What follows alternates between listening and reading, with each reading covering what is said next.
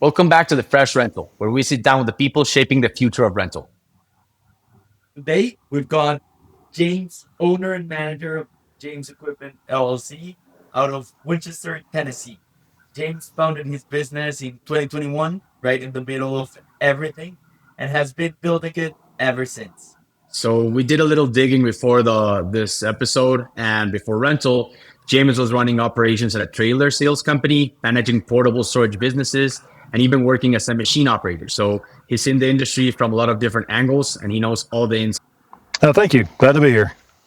James, you founded your company in 2021. That's not exactly the easiest time to start a business.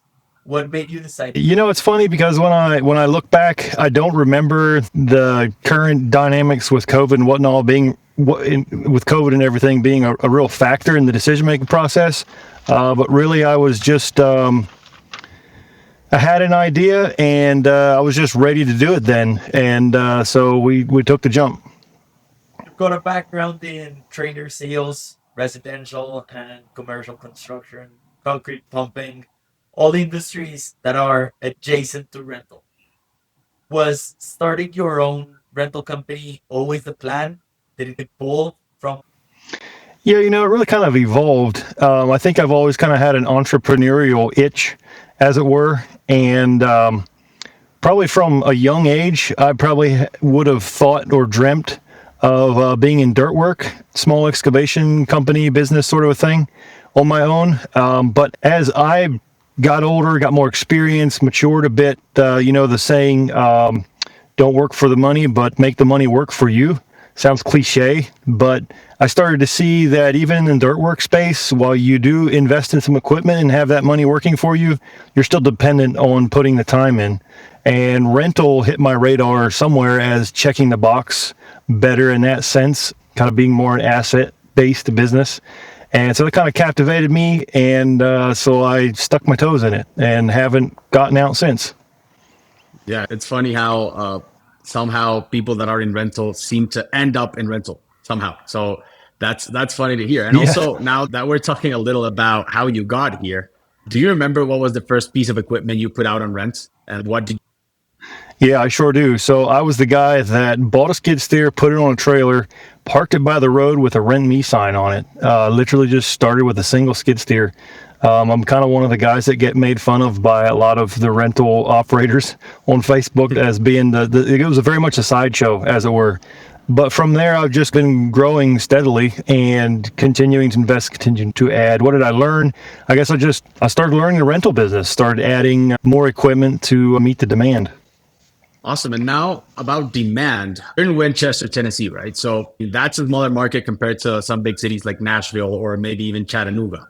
So what's it like building a rental business in a community like that? Maybe a. It's diverse. Diverse comes to mind, and I say that because, say, if I was in a major metropolitan, maybe I could focus on the lift and aerial space. Whereas where I'm at, I can't really focus on a niche as much, and I need to be fairly diversified. But it's also highly relational, small town, right? So everybody knows everyone, and word gets around and so on. So it's highly relational, which also makes it very meaningful to be able to do business with such strong relationships. Makes that a lot of fun, makes it really meaningful. You can have an impact on your community in that way. It makes sense because you mentioned on LinkedIn that you enjoy empowering others and finding fulfillment when those around you are prospering. How does that philosophy show up on your day to day, on how you run your? So I really consider myself to be solutions first. And whether I'm working with a contractor or a landowner, and they have a project, they have a need that they need to meet. It's not so much about renting a piece of equipment from me, it's about getting a job done. And if it's a contractor, they're looking to get this thing done efficiently so that they can, conserve as much of the revenue as they can for a net profit. If it's a homeowner, they're trying to get the right equipment to do it efficiently as well, so they don't spend a waste money poorly allocated with the wrong piece of equipment, something like that. So really, it's just making things work really well for folks and being able to provide a solution. And if I'm not equipped to be able to provide a solution, I kind of try to consider myself a consultant. I'll point them in the right direction to a provider that has something that will work better for them, even if I'm not able to make it be that for them. It's a great introduction for this episode because uh, getting to know how companies start and how that entrepreneurial mindset works brings us to 5 years later. James Equipment, it's growing, it's succeeding. You're growing as a person, as an entrepreneur. Walk us through what James Equipment looks like today, fleet size, team, the kind of customers that you're serving, and walk us through your entrepreneurial involvement over these 5 years. I think right now seems like I should know this number pretty accurately off the top of my head, but I think right now I'm about 800,000 in fleet size. As far as team goes, and one quick comment maybe on the fleet size is I focus more on the heavier equipment. I don't have a lot in hand tools, so that the fleet size is more based in dirt equipment, lifts, so on. Team wise, so for the first 4 years, this was a side hustle for me. I did it on the side. I was general manager at a trailer dealership there, and the owner was gracious enough to allow me to start actually my own rental company on the side. And I used to estimate that I would put about 10 to 15 hours a week into the equipment rental while that was the case. But now I'm full time. I switched about a little over a year, close to a year and a half ago. And the only other employees I have are my teenage children, and they're able to watch the lot here for me, which allows me to be out and doing deliveries and so on. So it's basically me and two of them part-time. That's the extent of our team. Awesome. And what kind of customers are you serving right now? Oh, yes. Like I mentioned with my fleet, I'm primarily catering to the smaller owner-operator contractors, so dirt work guys, contractors, as well as landowners, land management, land clearing, and dirt. That's kind of the space where I'm focusing, and most of my customer base kind of reflects that. Gotcha. And I just have a quick question regarding that sales part of the process because you don't have a big team. How are you acquiring new customers? How are people getting to know about you? How are you calling them? Are you emailing them? Are you going to the yards? How's that? Yeah, good question. I've done very little outside sales. I have spent some time going around the different industries, knocking on doors, introducing myself. But I've not. I remember last year about this time I spent some time in that. But I'm in my local hometown here. It's a pretty small town. There's only one other rental provider here. So when I show up, I'm the only other option, as it were. So guys and people in the space are quickly going to hear about me. So really just being here and doing the thing, I guess. I do some Google ads, but primarily it's just being here and doing the thing. So showing up, pretty much. That's awesome. And now that we've talked a little about the story of how you got here in this 5 years, what's the main difference that you see about running the business today versus when you did your first? I would say the side hustle part-time versus the full-time focus, that's been the primary transition, which of course, fleet represents that. I have much more diversity. I started just in dirt, skid steers, mini excavator, but now I've lifts and material handlers and so on, and more in the lawn and wood chipper and stump grinder, so on and so forth. So yeah, fleet diversity, and then the full-time focus is probably the greatest transition or change. Evolvement, as it were, since I've started. Yeah. How has it been? So it's been a year since you're full time in the business. You're an owner, an operator. Yep. An operator. You're wearing every hat there is. You're doing sales. You're doing procurement, operations, maintenance, customer service. Walk us through this first year as a full time entrepreneur. So increasingly my time is spent, I spend a lot of time, it seems like, moving equipment around. And I enjoy that. I enjoy that a lot, actually, being able to be there on site, meet the customer, give them some pointers, a little tutorial, what have you. I think my first hire would probably be a yard manager so I could preserve my ability to be out and about like that. But let's see here, back to your question, what that looks like. I spend a lot of time then as well doing rental preps, phone call. I don't know, just it's a lot of diversity, a lot of moving pieces. That's awesome. And now with that diversity, I'm sure that you must have some very busy times. So when things get busy and equipment's flying out the door, since you're also doing the delivery, what's the first thing that starts to slip operationally, like on the back office side of things? The first thing that comes to mind would be equipment maintenance. I try to hold myself to a really high standard on equipment maintenance, pride myself in having a well-maintained fleet. But that is with a small fleet, you find yourself doing a lot of what I call hard turns. And that is comes in one evening, goes out the next morning. And so you've got your cleanup, washout, grease, whatever, trying to keep up with the hours on the on oil, periodic maintenance and so on like that. So, but it's easy to stretch maybe an oil change a couple hundred hours, or you greased it well last time and it only had 3 operating hours, so you don't bother greasing it this time. And yeah, that's probably where I critique myself the most anyway, with letting something stretching the rubber band a little bit.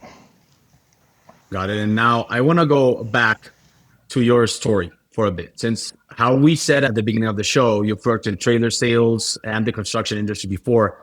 So now that, as you said, you're a full-time entrepreneur. Like, what's the main difference in running a rental operation from running the other businesses you worked in? And in what ways you didn't anticipate this happening? There's a lot of similarities with serving customers and do transactions and making sure you have systems in place and so on. So there's a lot of similarities. However, one thing, thinking of something that's unique about the rental space that I'm in now, as opposed to some of my previous experience, like I mentioned, machines coming in and going out, there's a lot of pressure to be able to have it prepped and have it delivered, what have you.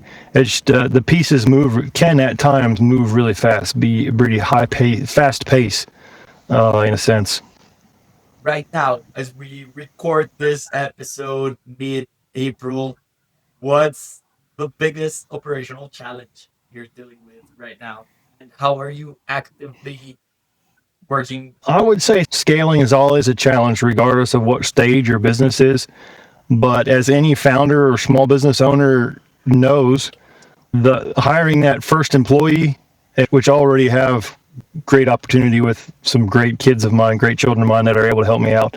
But to hire that first full-time outside employee is it's like taking your full-time workforce from 1 to 2 is an increase by 100%. It's like a 100-person company hiring 200 people overnight, and that's really significant. So you try to stretch your rubber band as far as you can by yourself, so that you have the capacity to be able to support that that new employee when you do hire them. And so it's like a tightrope kind of a dance that you dance, kind of a line that you have to walk. So that's probably my one of my greatest challenges right now is navigating that. This is a great connector to the third section of this episode, in which we're going to be talking about people, pressure, and growth. And the first question there is, you're a self-employed owner, which means basically when something breaks, it's on you. How do you manage that pressure, especially when you're still trying to grow, still trying to...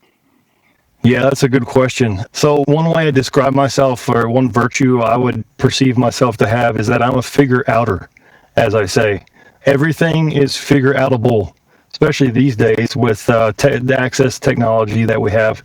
But whether it's a scheduling thing, whether it's a mechanical issue, whether it's fill in the blank, everything is figure outable. And so, yeah, when your back is up against the wall, you just got to figure it out. That's one thing. I also then enjoy pressure. If you're close to me when I'm in pressure, you might hear me complain, but I enjoy the rush maybe, or the fulfillment that comes from navigating pressure. And I would describe that, make an analogy of someone who enjoys skydiving, but screams every time they jump out of the plane, but keeps doing it. So you might hear me scream and complain a few times in the pressure, but I always enjoy the rush afterwards. So I keep coming back for more. That's awesome. That's a great analogy. And I completely agree with that. Danny and me were in software, and it's a whole different type of pressure, but we also feel it like when the end of the month comes, we start feeling it. Or when you have a bunch of customer Yep. service things coming up, you feel it. So I really relate to that, and I'm gonna steal it from you. I'm gonna start using it. Love it. Now, There you go. as I told you, we went through your LinkedIn trying to do some research, and something that caught my eye is that in LinkedIn it says that you're seeking to establish the kingdom of God as a husband, father, leader, and business owner. So, how does that foundation show up in how you lead and make? Yeah, man, that's a really big question. We could talk a long time on that probably. Yeah. But to stay on topic, the first thing that comes to mind is I'm really intentional with the relationships. The order I had them there was husband, father, business owner. I think was that the order. But that was very intentional because first of all, my relationship with my wife. Second of all, then of course is my with my children. Those are the two most important relationships. So I'm really intentional. I can think of times, I've got a project that I'm doing and I'm not done yet, but I've got a ball game for my son.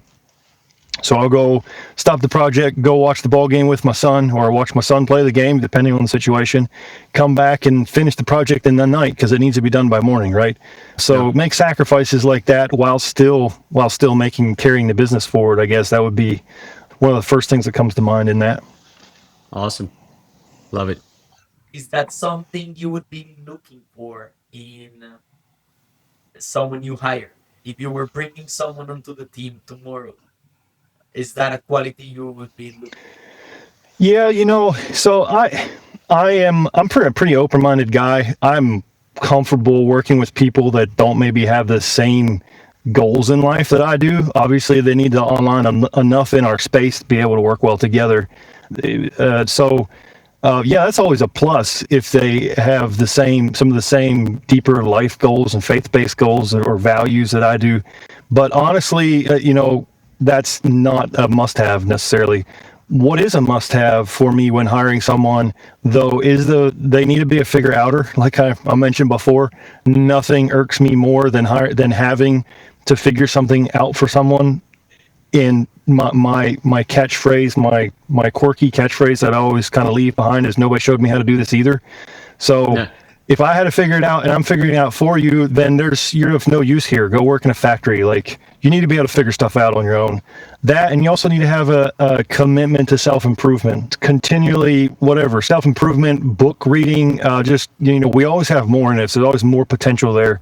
And some people don't care. Some people don't have the wherewithal, don't have the the drive to try to dig deeper and find that and maximize their potential. I say the graveyard is the wealthiest place on earth because of all the potential that gets taken there. And I'm not okay with that. So, I find it difficult to work with people who are okay with that. So be committed to self-improvement. We can go places together. We can work together.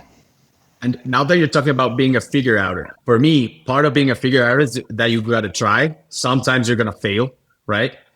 But you got to get up and do stuff. So I'm going to ask two questions in one. First, one leadership mistake that you made early on that you go back and fix if you could.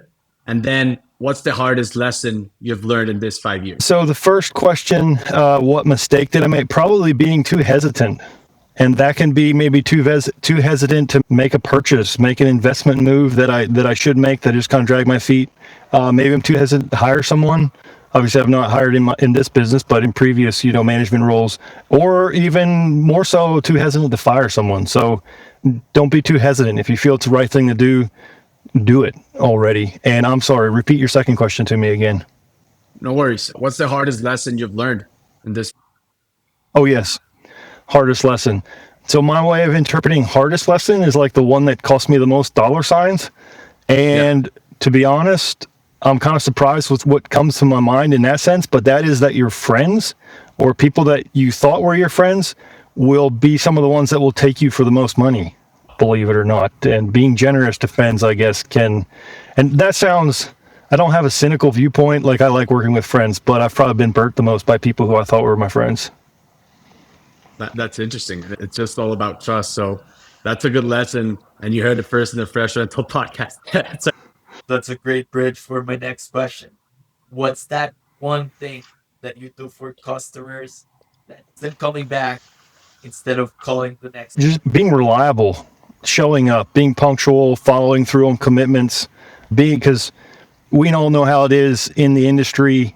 People have a lot of schedules, what have you, and you're not just inconveniencing one person if you don't show up or have a machine there or it doesn't work. So just being reliable, doing what you said you're going to do, also being easy to do business with. I really try to be intentional that everyone who interacts with me or my company, specifically in a business sense, would walk away feeling good about that. That was fun to be there. It was easy to work with. I want to go back again.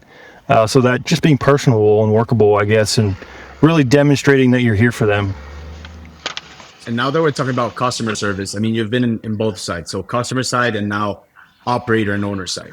So in your opinion, where do most rental companies fall short when it comes to service? Because we're always talking about being reliable, showing up, but is there a specific area where you think that they fall? So really looking out for the interest of and the success of your customer, which I want to say even ahead of your own, or maybe I should say ahead of your own convenience, because ultimately you do need to be successful too. You need to be able to make your payments, you need to be able to maintain your equipment and so on. But serving your customer isn't always convenient or fun. Maybe they need something quick, short notice. They didn't plan ahead. They had something come up, but just being there for them, working hard. I'd say it's easy not to do that. It's easy to expect others to dance to your drum, as it were. And that's when your customer will feel that, and it just, you don't feel wanted. That's harder to work with, and you really want someone that's going to be able to work with you and care about you. Care about the success of the business on their end. Yeah, I think that's fundamental. exactly.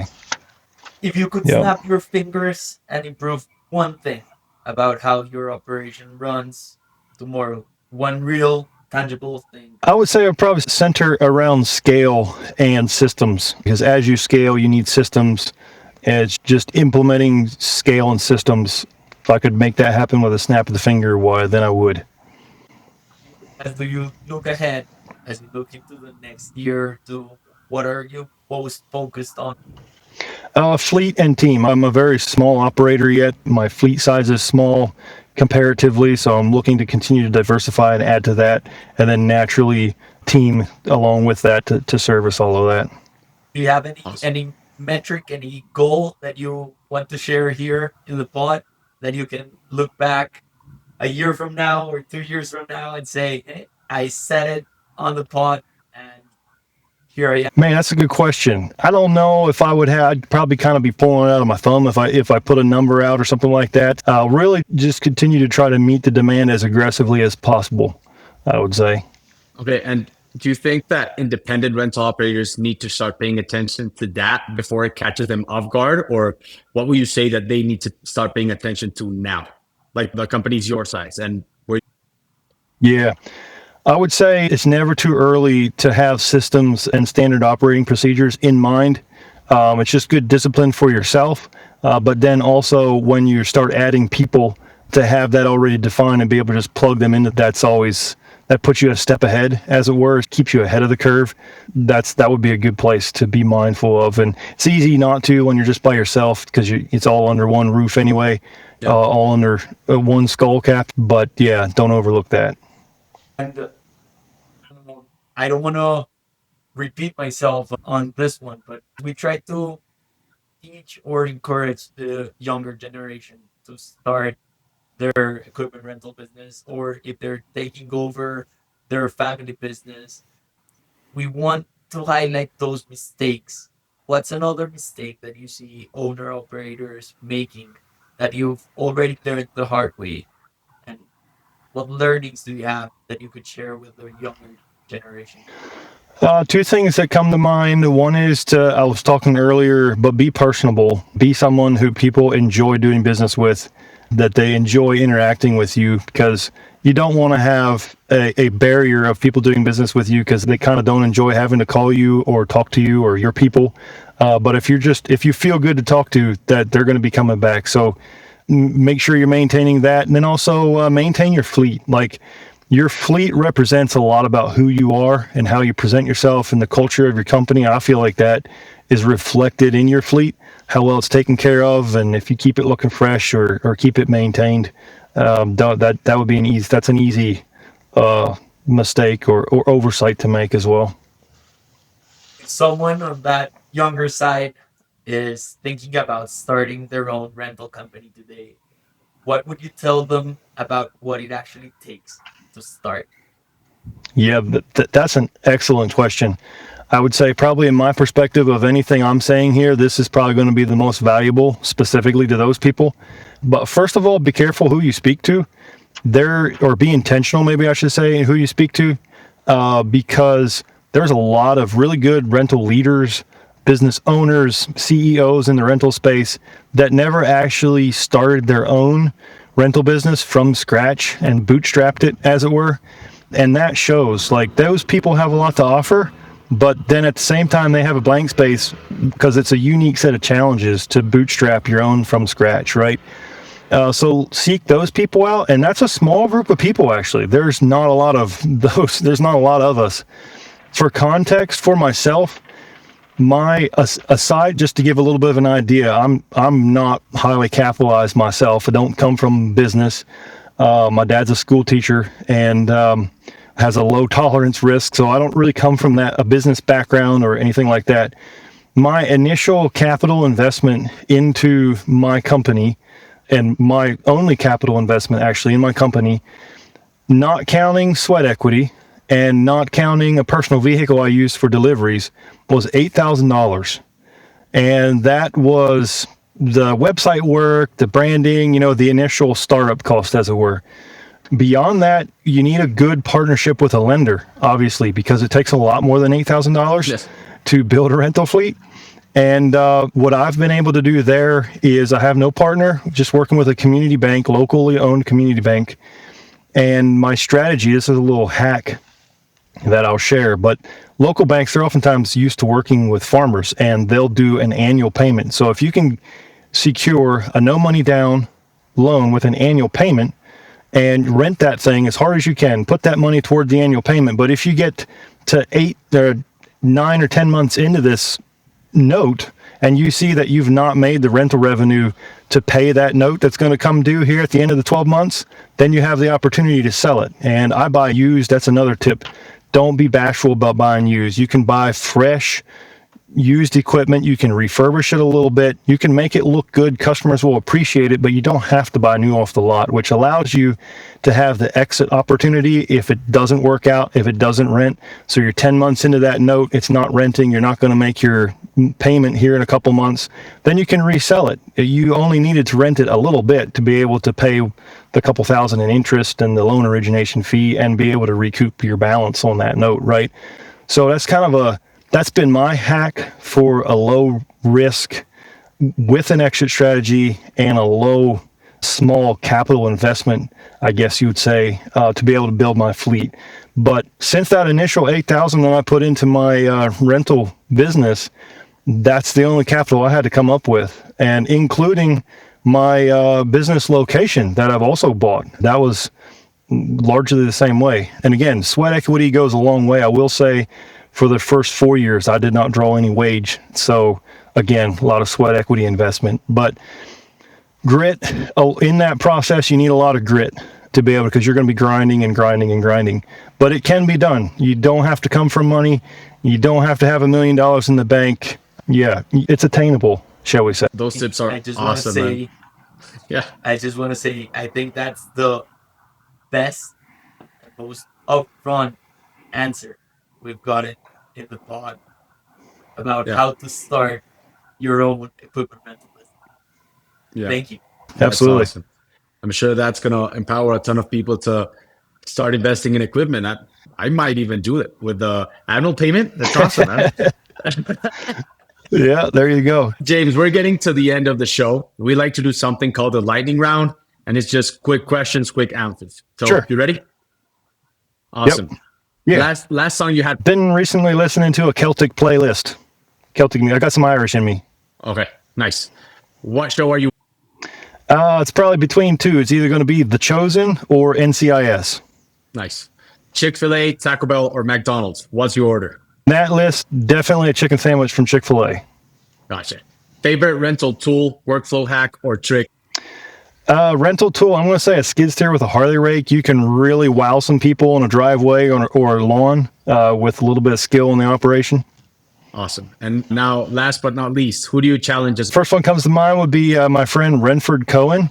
I believe he's in Oklahoma, Star Rental, and he's also a young startup. We share a lot in common. Awesome, man. Appreciate it. So that was the lightning round. So James, this was great.